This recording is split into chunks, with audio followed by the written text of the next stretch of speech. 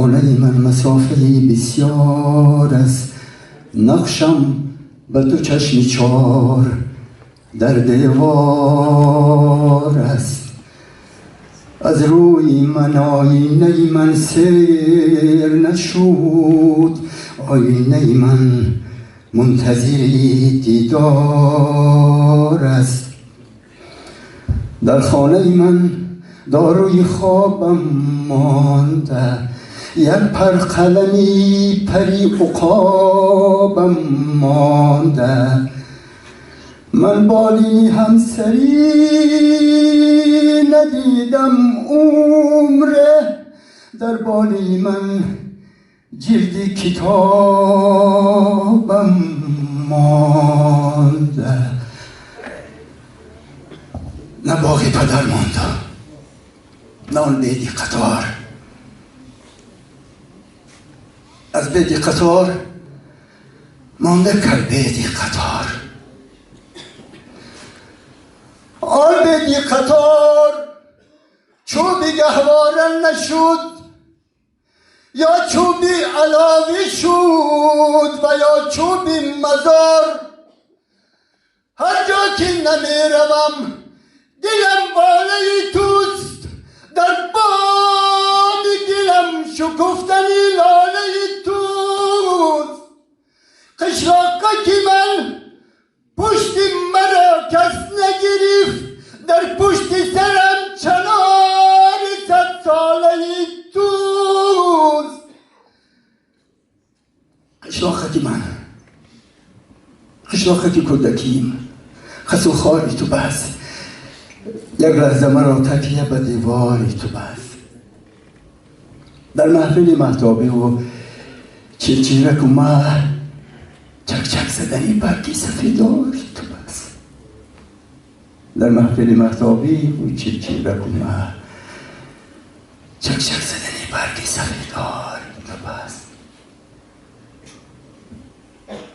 این بود پارچه از نمایشنامه شب دور از وطن که از اشعار بسیار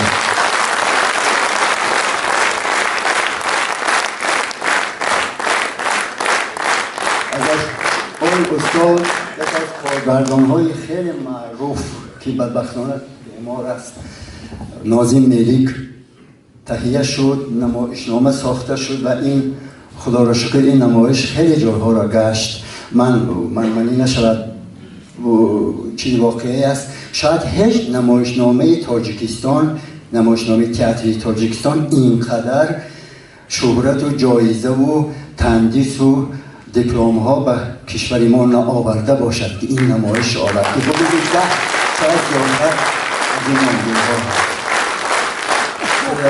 و این به شرافت اشعار این استاد است.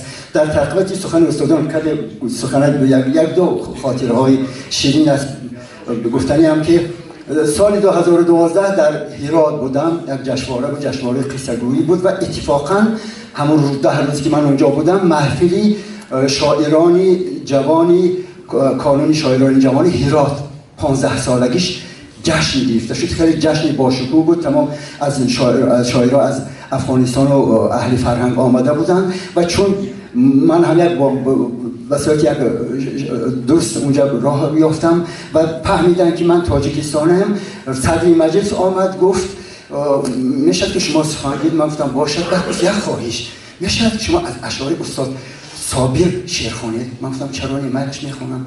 و وقتی که منم معرفی کرد و گفت منم معرفی کرد و گفت ایشان از شعر از شاعری میخوانند که من گفت با تمامی گفت جواب و مسئولیت میگویم که این روز در بین شاعران معاصری فارسی زبانی دنیا مثل استاد بازار صابر هیچ کس اینقدر صمیمی، اینقدر ساده، اینقدر زیبا تصویری طبیعت و عنصرهای طبیعت، تصویری صفتهای انسانی، صفتهای طبیعت و زندگی عادی ساده دهاتیان نکرده است و فقط بازار صابر میگه اینقدر عالی و با تشبیه و با استعاره و با سخنهای رمزهای جذابشان تصویر کردن و هیچ کس با پایی اون بازار صابر نمیرسد. گفتم خیلی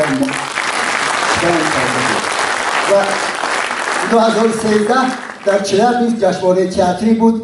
بعد تماشا یک پروفسور منقدی خیلی مشهور روسیه انا شتیلووا خیلی سخن دادن، خیلی سکوت کرد خیلی ایستاد و گفت من افسوس میخورم که در حیاتم از یک نعمت دور ماندم. 108 من اشعار این خیلی شاعری بزرگ جهانیت تا حال نخواندم. هر چی باشد در ترجمه این شاعر من البته میابم و میخواهم خواند. روح روانشان شاد باشد. تشکر.